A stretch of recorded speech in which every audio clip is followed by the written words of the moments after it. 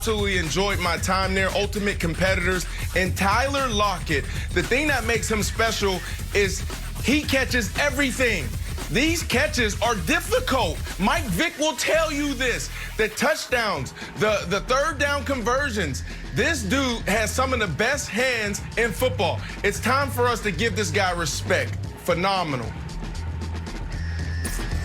All right, good stuff. Big game, although they didn't pull it out at the end. Bucks and Raiders, let's move on. Tom Brady showing up last night, threw 4 touchdowns, ran for another, and threw for 369 yards. And when the Raiders made it a game in the second half, Brady and the Bucks exploded. 3 fourth-quarter touchdowns. Bucks get the big win. They hang on to first place in the NFC South. Mike Vick back with us. Mike, you never once wavered. You knew Brady would be GOAT-like this season. Is it time for the Brady doubters to admit that he's still one of the best?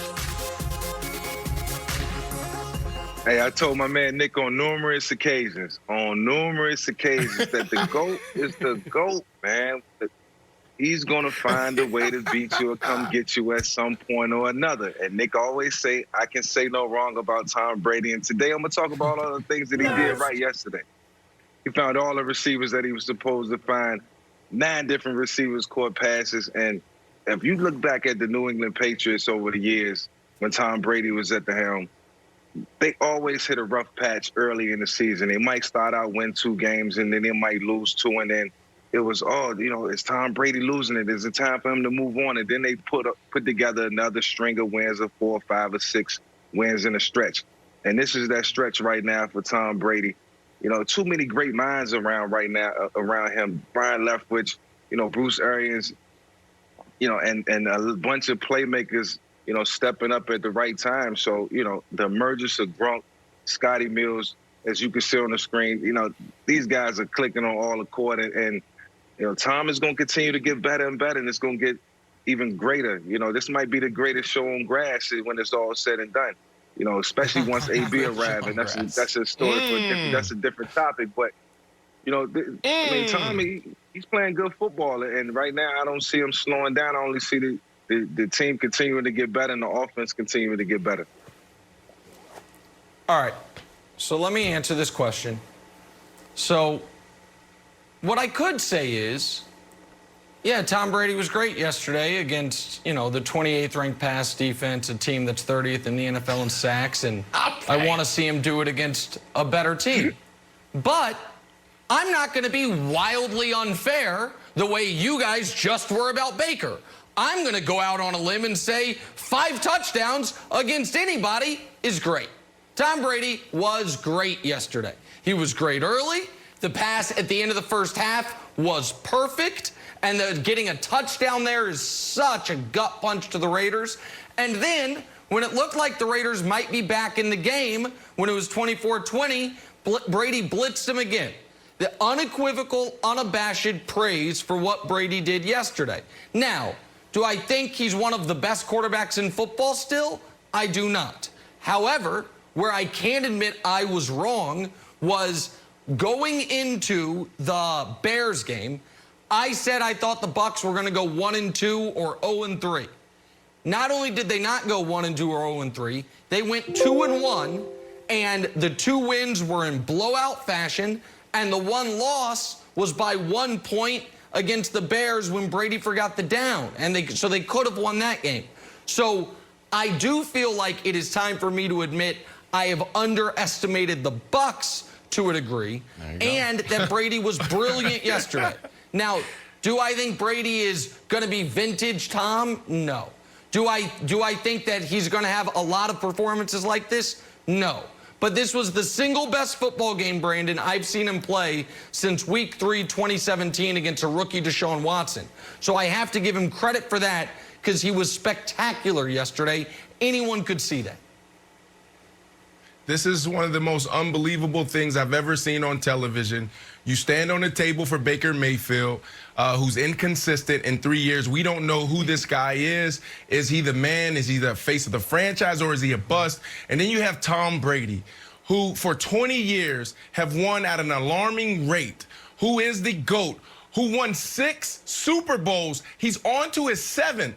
Those are basketball numbers. Most guys dream to play football for 6 years. He's won 6 Super Bowls, and you refuse to give this man credit. We talk about the Bucks, you blame it on Brady. We talk about Brady, you talk about the Bucks. Nick, I don't know what else he needs to do to convince you. I am convinced that you will never, ever give him love. So, Vic, I'm going to speak to you, Wiles. I'm going to speak to you on this. You got to think about what he's done this year. The first 2 games, 3 touchdowns, 3 interceptions. Since then, 15 touchdowns, 1 interception in the last 5 games. The last time he's done that and went on a 5-game streak was 2007, 2010 when he won MVP. I would say that Russell Wilson gave Tom Brady little room to come in this MVP discussion. Wow. Okay. I don't think that's a bad take, Brandon. I mean, if the Bucks keep on playing like this, but if he does win MVP, he should chop it up and give it to his offensive lineman, because his offensive line is playing lights out. He had 0 sacks yesterday. He got hit once. Over 7 games, he's only been sacked 8 times. And look, they're leading the league here, tied with the Colts. And we know that Bruce Arians likes to wear Kangol hats and treat his quarterbacks like a demolition derby, but he's really protecting them now, and he's still wearing his Kangol hats. And when he's getting protection, good things happen. Gronk and Brady back at it. So, Mike, I don't see Tom Brady slowing down if that offensive line keeps him protected. But we know the way to beat Tom Brady is knock him around a little bit. He's 43 years old. He's probably the fragilest quarterback in the league. But if the offensive line keeps him protected, I think sky's the limit. Right now, you just can't get to Tom. You can't get to him. The ball is coming out, and he got weapons all across the field now. And everybody is being used correctly.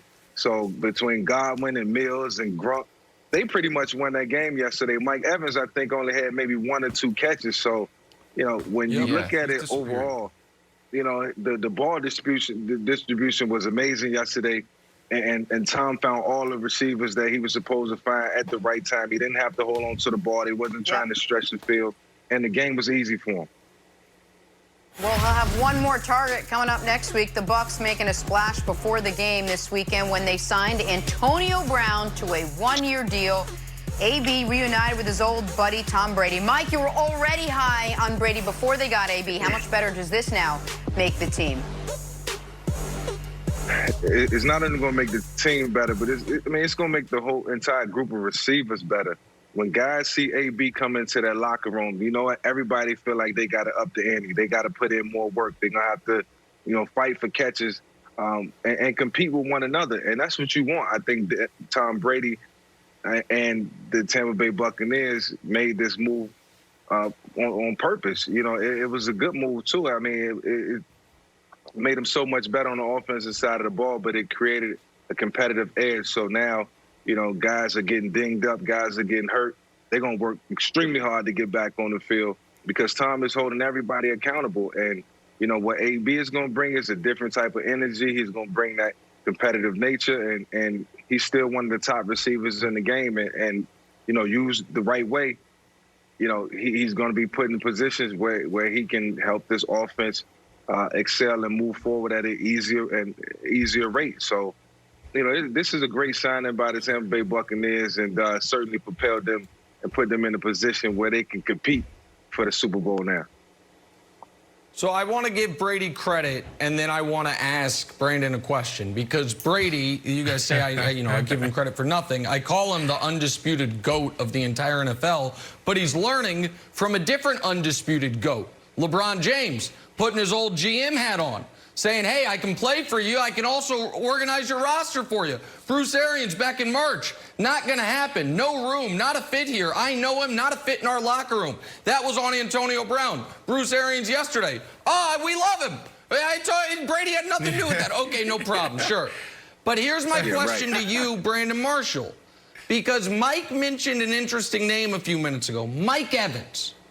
Mike Evans had 2 catches on 2 targets yesterday.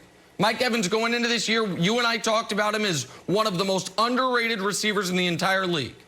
He is on pace for, aside from his rookie season, his fewest yards, catches, targets. How does this sit with Mike Evans?